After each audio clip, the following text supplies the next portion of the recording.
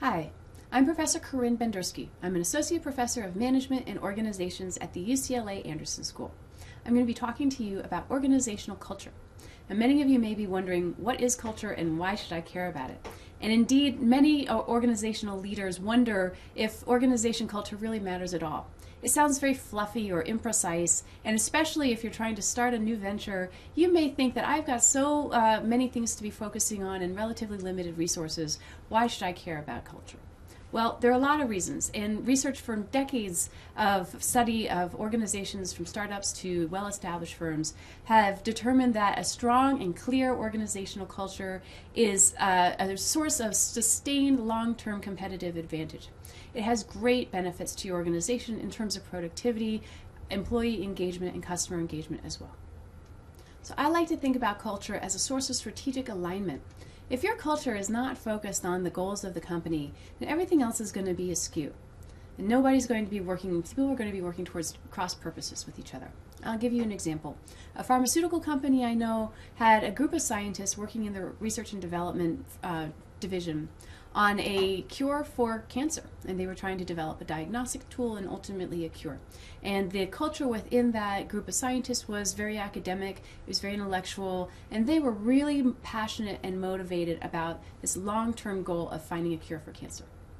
In the other parts of the company, particularly the marketing and finance areas, they had more of a short-term focus. They were attuned much more to the needs of the market. And when the marketing department identified a potential application of the scientist diagnostic tool in veterinary medicine, they pushed really hard to have the scientists develop a marketable application of their work into this other context, to veterinary medicine, because they thought it would lead to some real short-term profits. The scientists were up in arms about this. They really felt that it would be a distraction for them to have to reallocate some of their attention away from their long-term goal of curing cancer to this short-term objective of developing something for the veterinary clinics. And this created a huge dysfunctional and disruptive conflict within the whole organization.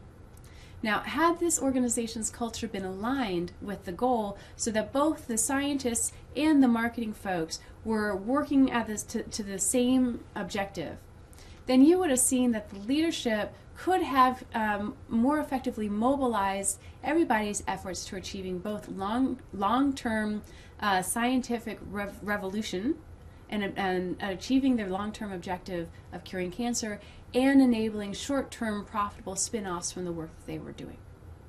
And so that's what we're trying to achieve here, is a culture that helps align leadership, planning, and action, all working towards the same goal. So to define culture, it's shared values about how to operate. Strong culture implies high levels of agreement where everybody from all different functions and all different levels of the organization understands and shares a sense of the values of the company. And intensity. The passion that the scientists in that pharmaceutical example had for trying to cure cancer is what you want to try to instill throughout your whole organization, but towards the same set of cultural values. And if you put these two things on dimensions of low to high intensity and low to high agreement, we see 4 different types of organizations, roughly speaking, organization cultures, roughly speaking. The high intensity, low agreement culture is like what I just described in the pharmaceutical company. You have great intensity, but in conflicting parts of the organization, because different members of the organization might have rival factions where within each one they feel very passionate but about different things. And this can create a contested view of how to operate and inconsistency or mixed messages to employees and to customers. In the opposite corner, you have a low intensity culture that everybody agrees about. So we all recognize it, we just don't care. And this is an example where you might have a lot of surface level agreement, but no real buy-in. And I'll give you an example. From the 1980s, 1990s in the US, there was a computer manufacturing company called the Digital Equipment Corporation.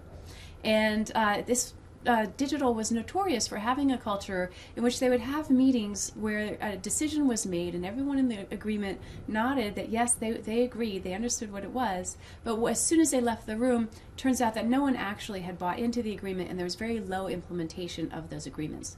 And this practice was so pervasive that it got the notorious label as the digital nod, meaning, yeah, we say we agree, but they really don't.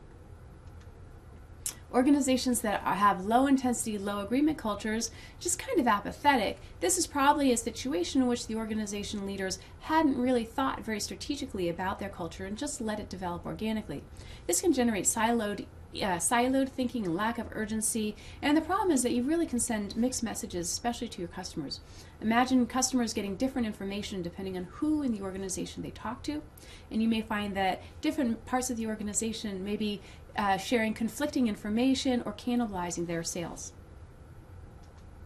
The sweet spot is this high agreement, high intensity. When you have a culture like this, then there's clarity about operating norms, and it is cascaded throughout the whole organization from the top management to the frontline operators. This creates a strong execution of strategy, and all of the behaviors of all members of the organization are working towards the same goal. And I'll give you an example. The Ritz-Carlton Hotel competes on customer intimacy.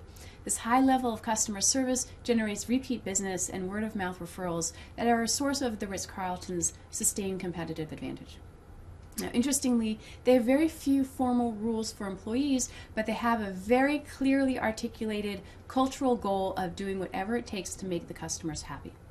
And with that cultural guideline, we see that they attract and select employees who have supreme customer service skills. They reward their staff for high customer satisfaction, and employees themselves coach and sanction one another to really reinforce these cultural norms of doing whatever it takes to make customers happy. And not just the Ritz-Carlton, but many organizations that have managed to develop and instill this high agreement, high intensity culture are able to enact that culture through all of their business practices and all of their employee and customer interactions to really be a source of competitive advantage, because it's very difficult for a competitor to copy your culture. They may be able to copy your operations or some technical decisions, but the culture is much more difficult. And so if you use a cultural perspective on organizations, you realize that performance is not so much just the operations and the technology, but it's the culture, because that's the vehicle through which employees connect to the company's strategy and vision. And if you use the culture to assess individual performance, their fit with the organization's culture and alignment with the goals becomes the key criteria to determine their effectiveness. So to summarize, culture has a pervasive and powerful impact on successful strategic execution. It implies shared values about how things are done within a company and shared through all levels of the organization. Culture is determined by two factors, the intensity of feeling and the level of agreement, and together these combine to shape the strength of the organization's culture. And strong, intense, shared cultures enhance business results and provide a sustained source of competitive advantage. So the message to organizational leaders is to thread cultural norms and practices throughout the organization and make sure that your employees are all bought in to understanding what the culture is and why it's important. For leaders of entrepreneurial organizations, startups, thinking about your culture, being very strategic from the outset can be a real benefit. Many different startups are focus on their finance, on their product, on their market, and don't think so carefully about their culture. But if you can imbue your organization with a strong, intense culture from the outset, you're much more likely to succeed and to find a unique and sustainable niche. Thank you. Next, we're going to be talking about characteristics of organizational cultures.